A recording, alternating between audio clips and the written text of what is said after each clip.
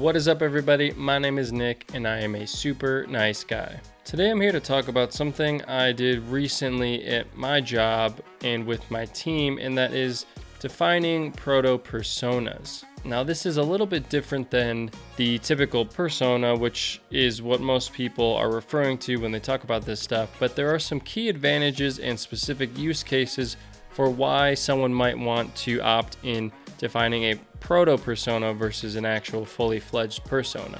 In this video, I'm going to talk about a workshop I led with a cross-functional team so that we could all gain a greater understanding and alignment of our users and who we're trying to solve problems for. Specifically in my team, and why I opted to run this workshop and define some of these things, was when I joined my team, there was a lot of information kept in the stakeholders' heads, and it wasn't necessarily information that was spread out to the entire team that everyone could act and make decisions based off of.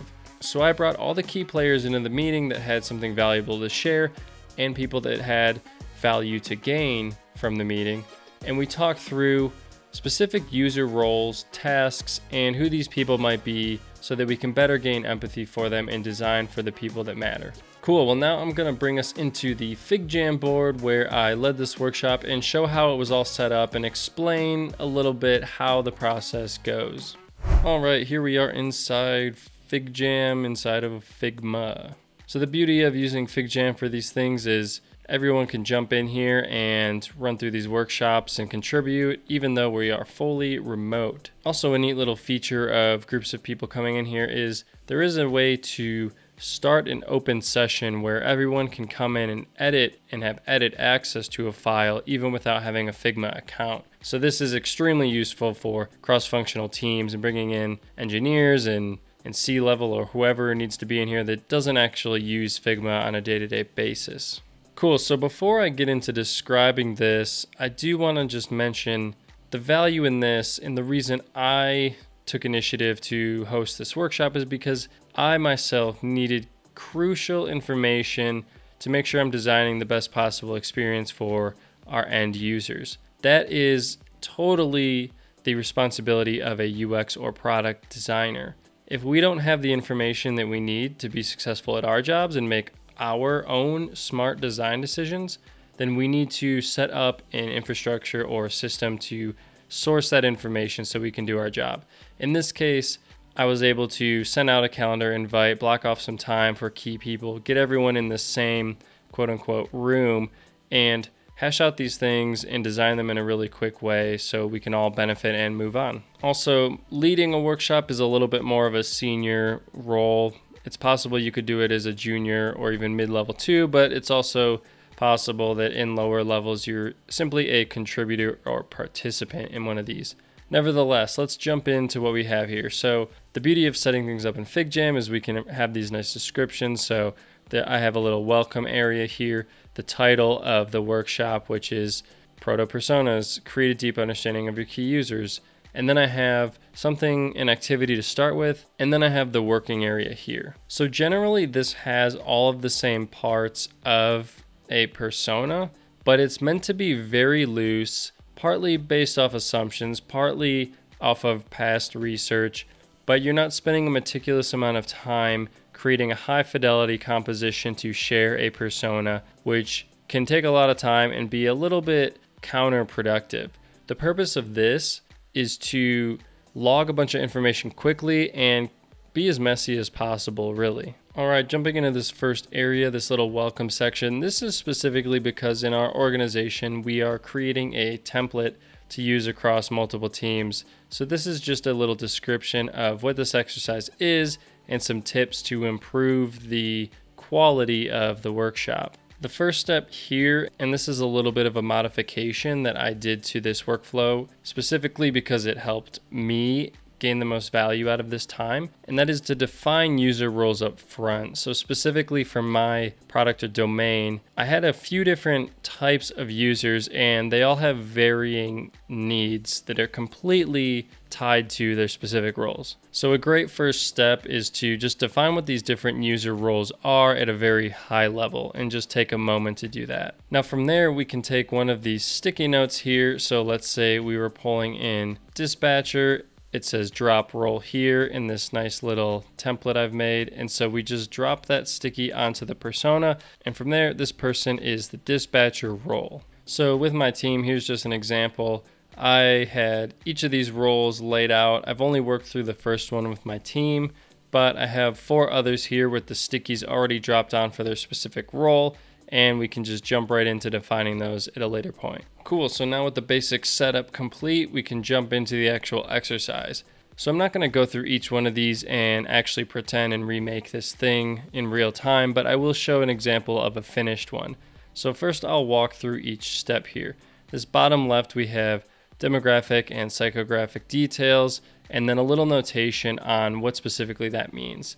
So what age are your users, location, job title, which is very specifically, in my case, tied to the user role, and then educational background, any other thing here that can help you gain empathy for this person and imagine their living situation. For the next section that the team goes in and defines, it's in the upper right, specifically in how I have this set up, and this is behaviors and actions. This next section to fill out, step 2, at least how I have it in this template, is in the upper right square, and that is defining behaviors and actions. So this is really great for understanding what the roles are, but also what are the tasks associated with that specific role. So if we have a dispatcher, in my case, there are a specific set of tasks that only this user does, and we know when that session is logged in, we can focus on optimizing those tasks so those specific user roles are taken care of. Now, this is a group activity, so ideally everyone is throwing out ideas or jotting things down on sticky notes, or someone else is at least capturing everything being said. My session, I was leading it and took on the role of a bit of a facilitator, which was just the nature of it. So ideally, if your hands are free and someone else is documenting this stuff, it's great, but the important thing is that the information is being captured in some way. The third step here is moving to the bottom right quadrant, and that is needs and pain points. Something everyone is always talking about with users is their needs and pain points. They're very important. It's what the user needs to be successful to accomplish those behaviors and tasks listed in the previous section.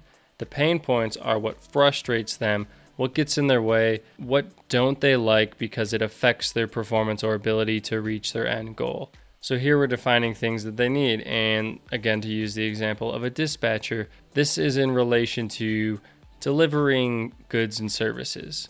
A lot of times with orders, there are time windows, so a dispatcher needs to be prompt. They need things on time. They need to be clearly absorbing when orders need to go out, managing vehicles, managing people, all these things. These are what they need to be successful. And then lastly, I end on the name and avatar. I personally think these are least important, and that's why I like to end on them. They're really just for reference, so if you're referring back to this person, then you can easily call them by name. But really, the main thing is the person's role that you've defined. Here in FigJam, this is a little avatars widget, which is pretty nice. You can come in here and create custom avatars, and they're kind of silly. All right, and now I'm just going to end on the finished example that I have here that came out of my working session, which was accomplished in about 30 minutes. We were able to get one of these done, and let's jump into what these details actually look like. All right, for the first section here, the bottom left, that is demographic and psychographic details. What we have is the job title, which in this case was just the same as the role, so a dispatcher, and I elaborated on what that is specifically. Then the group defined the age of this person, which was said to fall into the early to mid 30s, so 32 was placed here. For location, we went with California, but we did note other states might include Nevada, specifically Las Vegas, or Seattle and Washington, or Boston, Massachusetts. Education was high school and some college. This job doesn't require a degree, but there could be someone who has graduated with a degree and shifted into this profession. And we noted that they are moderately tech savvy, so that can factor in to certain things with how we design our product. Jumping into the next area, the behaviors and actions, I placed a little prompt up here to get a conversation going with my team, and that is, what does success look like for their job? To get people thinking, what do they need to do to complete their actual job? And with mine, it turned into a bit of an affinity map where 3 sort of themes came out, and I've labeled accordingly. So the majority of them fell under user tasks, which is great. That's the main benefit of this, but there were soft skills as well, and then a miscellaneous.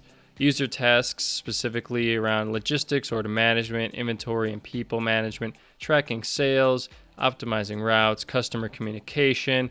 All of these are amazing, and these paint the picture of what this role does. Some soft skills included being urgent, so having urgency, attention to detail, patience, being organized, time management, and hospitality, digesting large amounts of information quickly, and so on. And then finally, the last little place where we're collecting information was needs and pain points. So for this, one need was performant tech. This user relies on heavy features such as real-time tracking, so the tech needs to be very performant. It can't be lagging, bugging out. There are time windows and time-sensitive things, so everything has to work very smoothly. We also need clear communication and system status feedback, so if there are errors, we need to communicate that on time. So if they need to adjust any orders or things like that, everything is completely up to date and they can make quick decisions. Some other side notes were things need to be simple and intuitive. There's a ton of information being displayed, and they could have, 100 orders that they're working through at once. And so having a clear and less cluttered experience was deemed very important. And then finally, once everything was defined, we came back over to this area where we labeled the role. And for the names, I like to use a UI name generator just so it adds randomness into it. And it's removing itself from the idea that we've created this person, but really this is a person that already exists. I think if someone has ownership of the actual name that they came up with, it almost undermines some of the value of these personas, which is to gain understanding and empathy of a person and not have a person that you've quote unquote created and have your signature attached to. Cool. Well, that's all I wanted to discuss today. I thought this was a super valuable exercise, and that's why I wanted to share it out. So if you got something from this video, please remember to like and subscribe, support the channel, and check out the description resources because there's a couple things listed down in there. Anyway, until next time, super nice guy out.